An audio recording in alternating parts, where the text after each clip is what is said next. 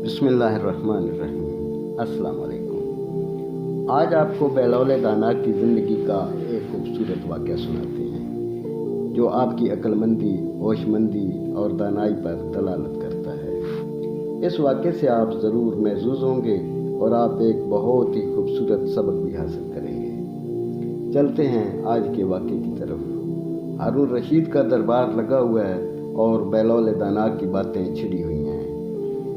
एक गुलाम अर्ज़ करता है, आली जा, अगर इजाज़त हो तो मैं एक वाक़या हुजूर की समात की नज़र करूँ। इजाज़त है, हारून ने इज़्न दिया। अभी चंद दिन पहले की बात है कि इसने न जाने कहाँ से सोने का एक सिक्का पाया। वो इसके साथ बच्चों की तरह खेल रहा है। कभी वो इसको उंगली पर नचाता है, कभी रेत से साफ करता है, कभी पहिए की तरह घुमाता है। एक नौसरबाज इसका ये खेल देख रहा था।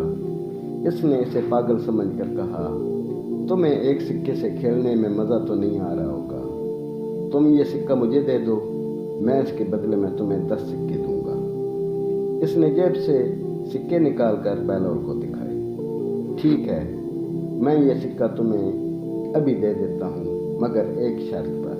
बेलौल ने शर्त रखी कि पहले तू गद्दे की तरह आवाज़ निकाले। इस धोखेबाज ने सोचा कि इस दीवाने के सामने गद्दे की आवाज़ निकालने में क्या हर्ज है, इसलिए वो शुरू हो गया और गद्दे की तरह टींगने लगा।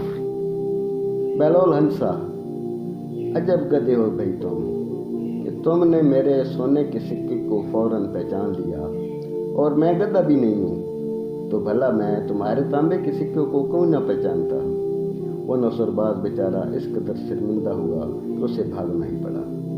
हारून को भी हंसी आ गई और बोला, शोखी तो खैर इसकी तबीयत में शुरू ही से बहुत है।